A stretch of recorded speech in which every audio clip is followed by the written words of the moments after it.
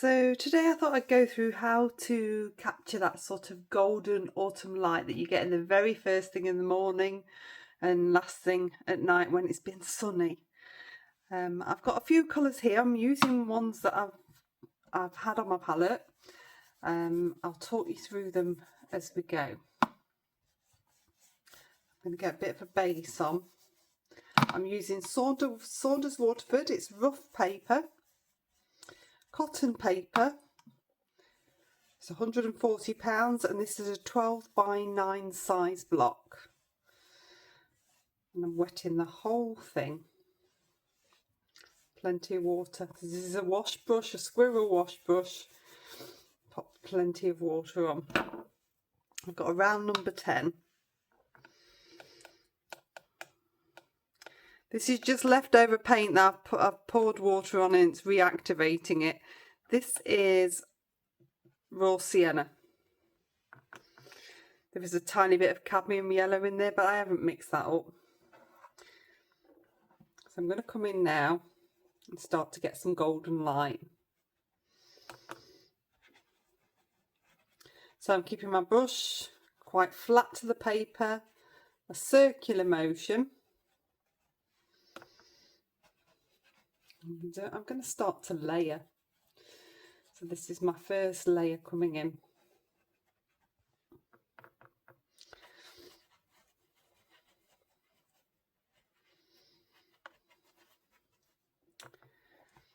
I'm thinking trees.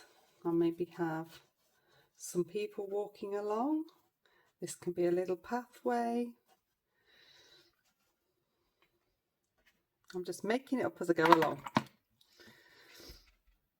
Give my brush a rinse and dab it off. This is burnt sienna, so it's a good pea-sized blob and half a teaspoon of water.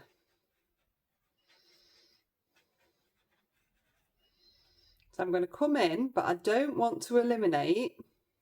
There's a big blob on the paintbrush there. I don't want to eliminate all of the raw sienna.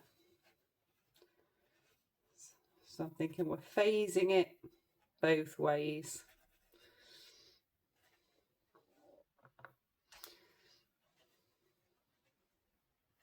Stick with these lovely autumn colours.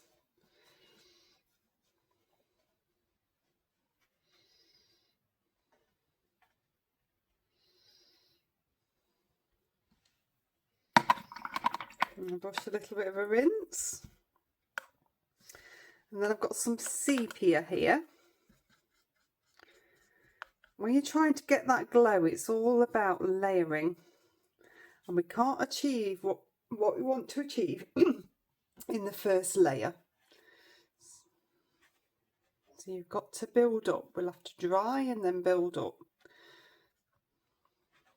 So this is again a pea-sized blob in about half a teaspoon of water. And I'm building up that little bit of foliage. Take some of the dark in here.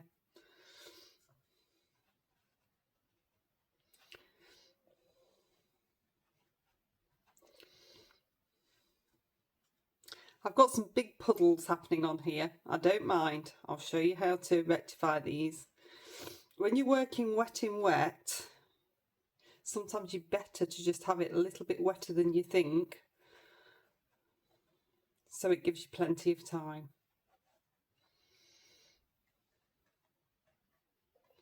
This is all going to build up into layers.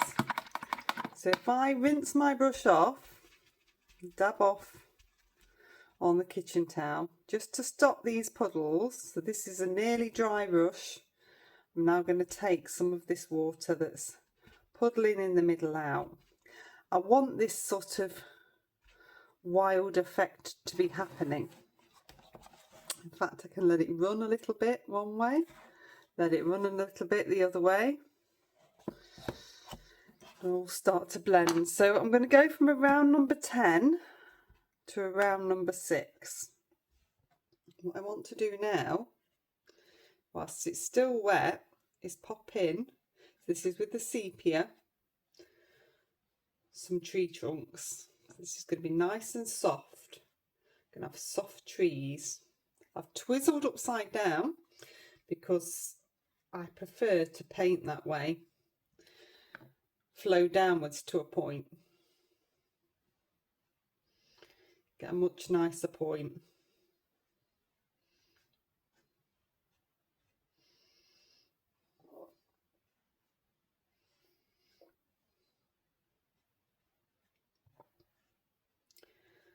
I want plenty of trees in one side, not so many in the other.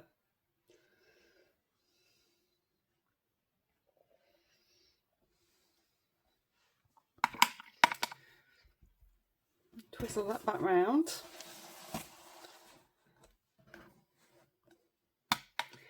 And I'm going to dry that one off. Okay, so that's dried really nicely. It's worked wonderfully well. Sometimes things happen which are happy accidents. So the flow of water in here has created some watermarks and it's given me a bit of a pathway, which works wonderfully. When these things happen, you just take them and don't eliminate them. Okay, so the first thing that I'm going to do is just work a little bit into the foreground. So this is nicely dry. And I'm popping a little bit of water down here. I want to get a bit more texture in. So what I'm going to do is bring in some of the same colours again. So within the water, I've got this raw sienna.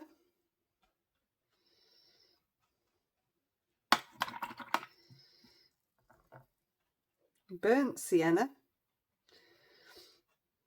Now this is still going to be quite fluid. I'm going to drag out,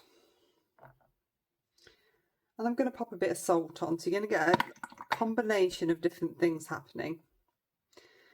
A little bit of the sepia, we're just dabbing in. The trick at this point, so that's all with round number 10, is to keep it quite wet. So it's wet up until this edge. So with my number 6 now, I'm just going to start to drag through and drag out. So I'm going to do a little bit.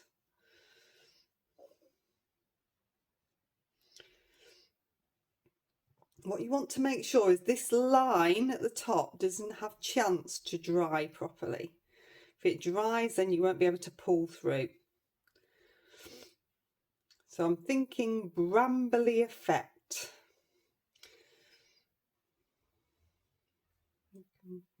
Blend some of this through, so wispy directions.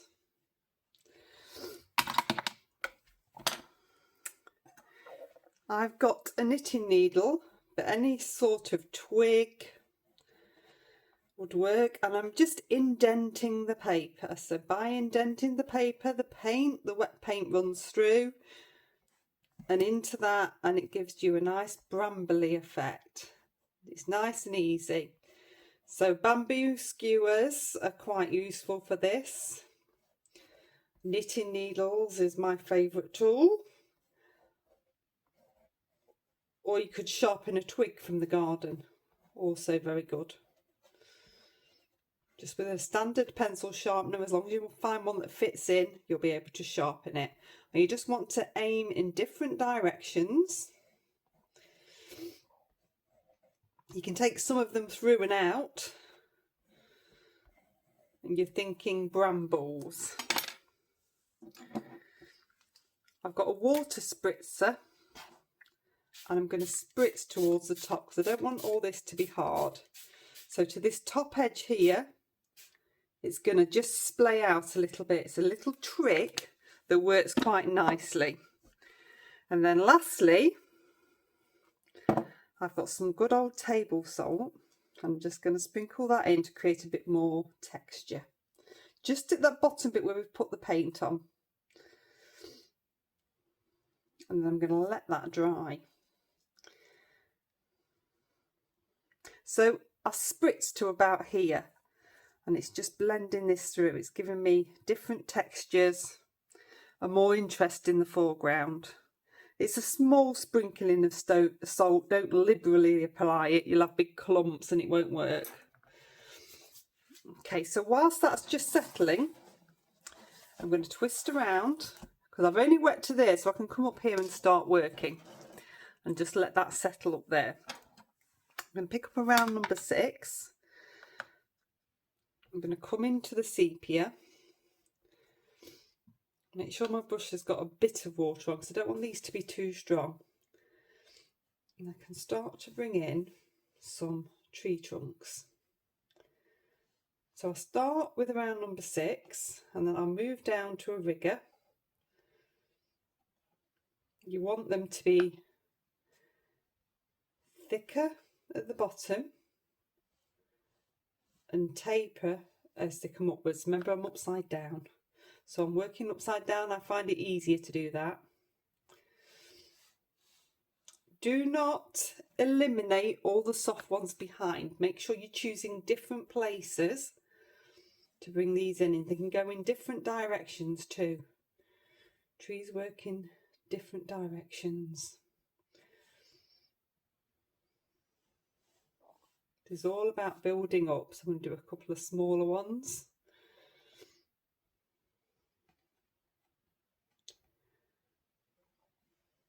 Rest on my little finger.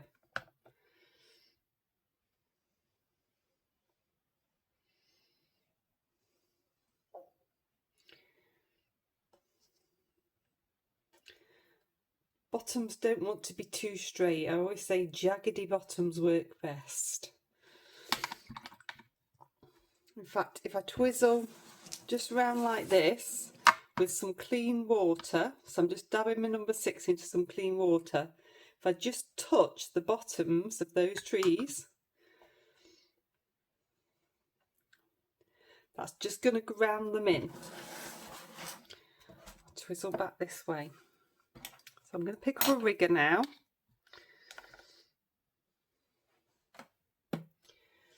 You can start to bring some branches off. So rigger is a long thin brush, takes up a lot of paint, so you don't have to keep dipping back in, and it's fantastic for branches. When you're doing branches, I want you to stagger them coming off the tree trunk so they don't appear at the same point, otherwise you end up with like little Ys that just don't work. You just want them to be getting narrower. Do them in different directions.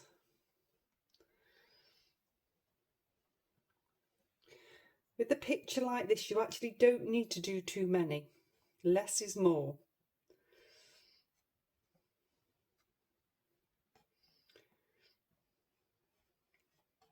It's all about the layering. So every time I'm taking a hard edge over now, there's a soft edge behind it and it's giving it depth. They can overlap one another.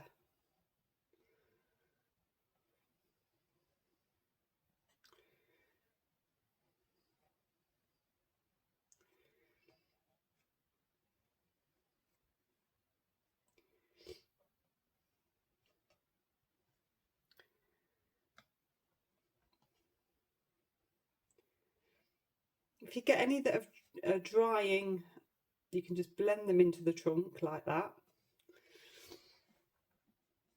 so you don't end up with a big blob.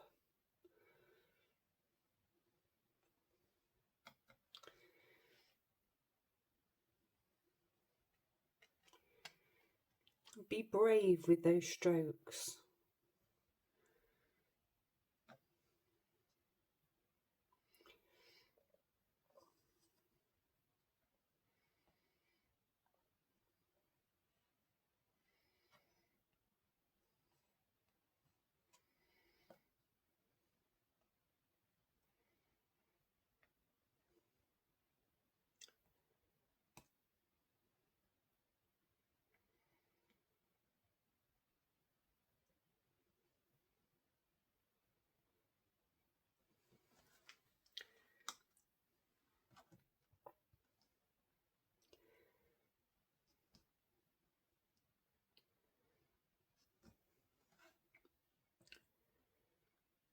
Just do a couple more.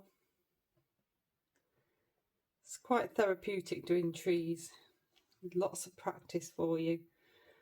Practice at getting finer and finer, wispier strokes.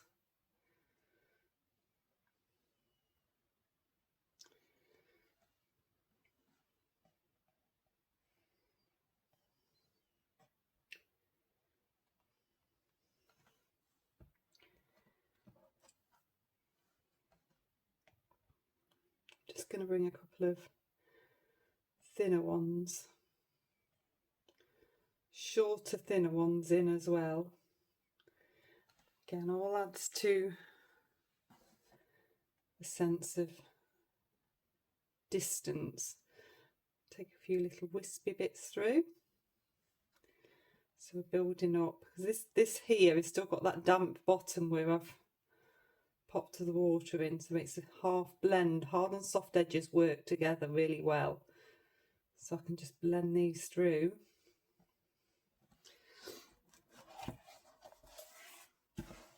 We should still have a bit of a pathway moving through here, which is really nice. So you've got that sense of distance in there. Okay, so I have got a sponge. This is a natural sponge. It's got lots of bobbly bits. If I wet it, and I'm going to wring it out really well, I'm going to dab it off onto the kitchen towel. I want to get as much moisture out of it as I can.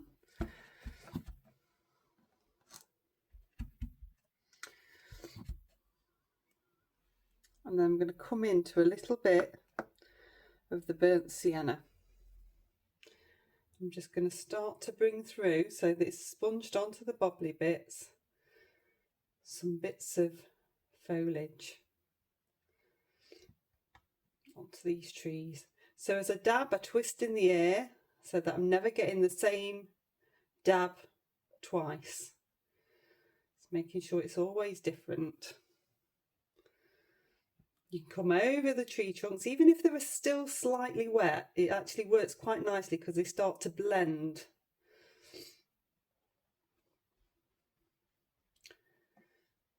Got a really nice autumn feel.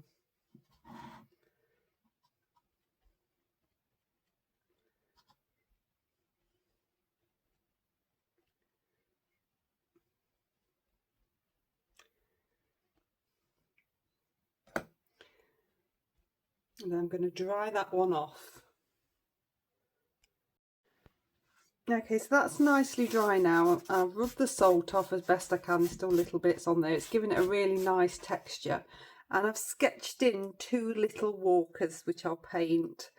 I'm just going to add a little bit more to the foliage now. So I'm going to come in with the burnt sienna on the sponge still. So I haven't even rinsed the sponge from the last lot. I'm just going to start to create some foliage. So I don't want to come too high because I like that bit that I've created. So I'm going to leave some of that showing, this softness, and blend downwards with the burnt sienna sponge. So again, the same with this side. We're leading the eye in.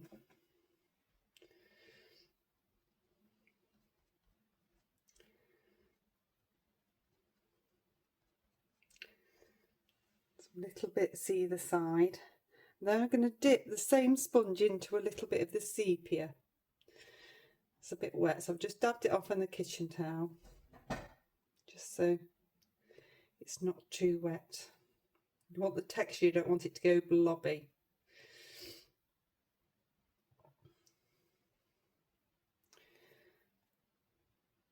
So I'm coming down towards these brambly bits.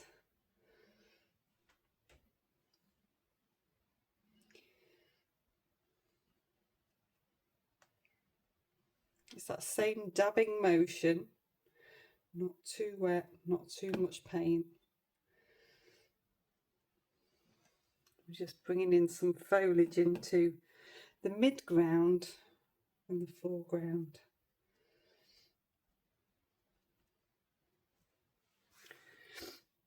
Just going to get a little bit more water.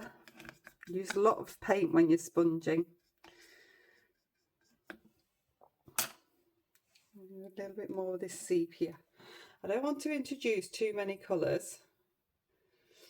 I'm going to bring this towards the bottom, so this is going to start to connect all of this together. We've got that texture. I've got some dark in here now.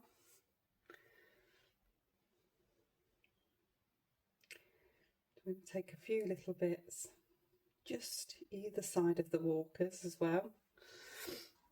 Just rinse that one out. If I pick up my round number 6, so this is just water. I'm just bringing through those bits of sponging that I've done just here underneath the walker's feet, because that's going to give it a sense of a path. That horizontal stroke is just going to pull that bit together. Dip into the sepia and with my round number 6, just whilst it's still damp. This is the sponging that's damp, not the middle bit.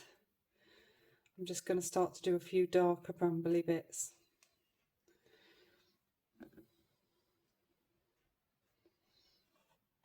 So this is just going to work together. So you want twiggy brambly bits.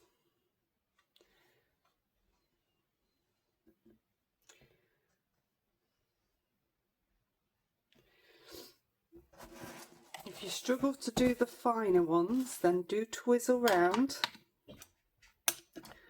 And you want to pick up your rigger again. I've got a little bit of Payne's Grey left on my palette here, and I'm just going to darken this sepia a little bit so that it's really going to stand these forwards. So it's going to be more of a darker brown. And I can build some further texture. A few darker twiggy bits.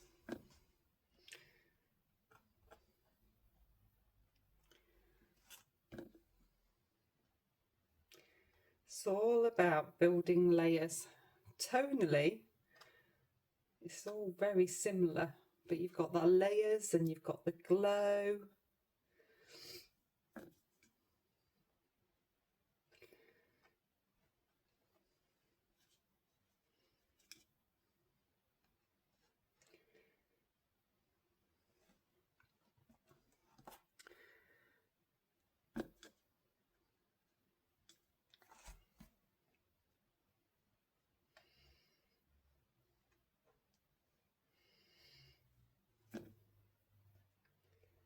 Different directions, different heights.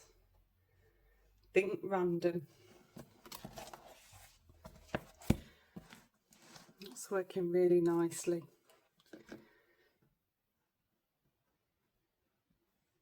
Just bring a few through at the bottom. If you had inks, you could use a little bit of ink in that foreground. That would work really nicely as well. Okay, so I'm going to go back to my round number 6 now. I have got here, I think this is Rose Madder.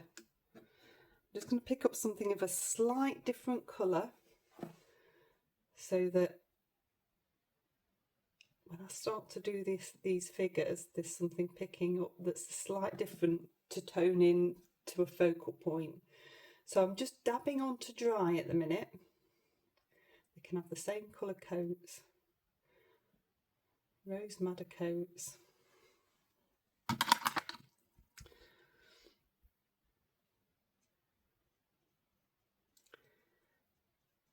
And then I'm coming into the sepia.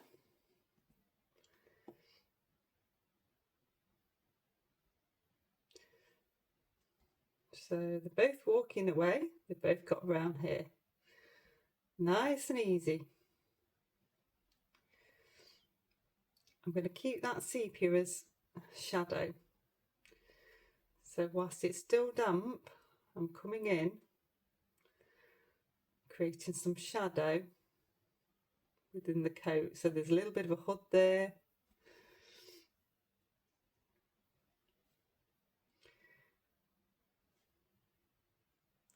the underside of the hood, the underside of the arms.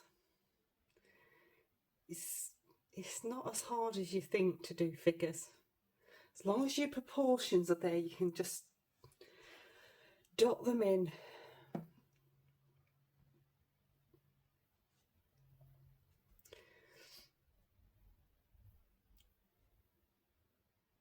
So I'm going to keep the legs in sepia as well. Nice and easy.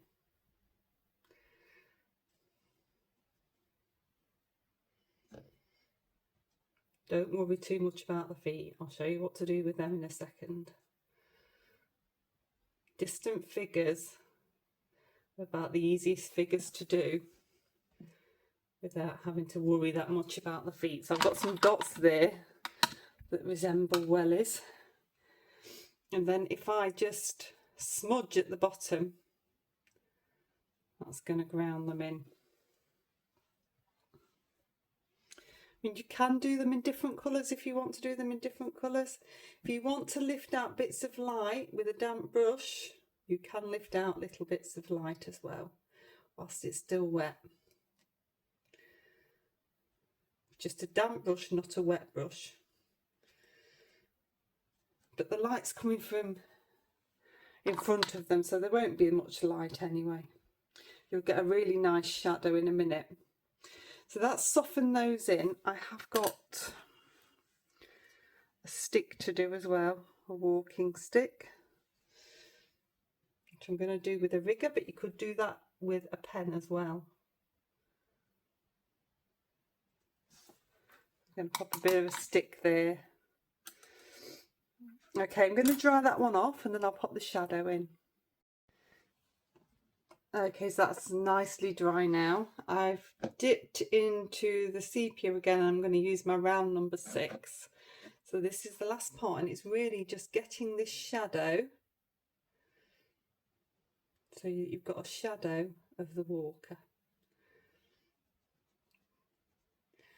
So I'm going to pop in what resembles a shadow. It doesn't have to be exact.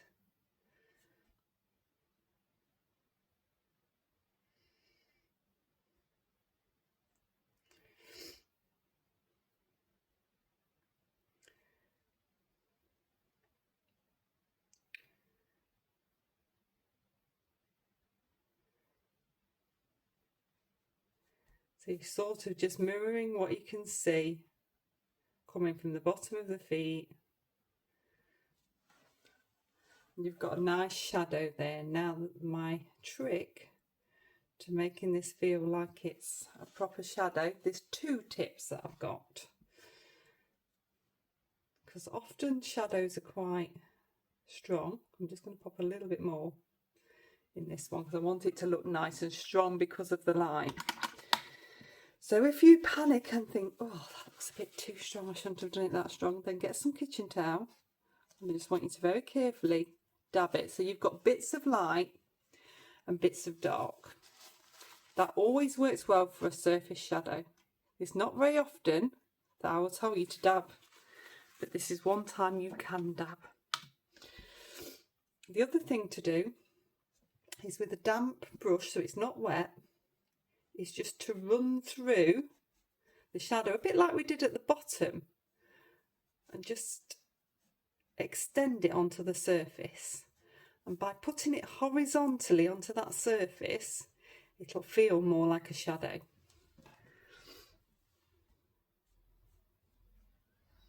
Okay, so I'll dry that one off. There we go. So I've popped a mount on for you so you can see the overall effect, that really lovely glow and the layering that's happening there. The texture in the foreground, the use of the sponges is really helpful, and those shadows and those people just make the picture. It's a focal point there. If you've enjoyed this, please do like, subscribe and share. I'll pop you another video here and a playlist here as well, and I'll see you next time.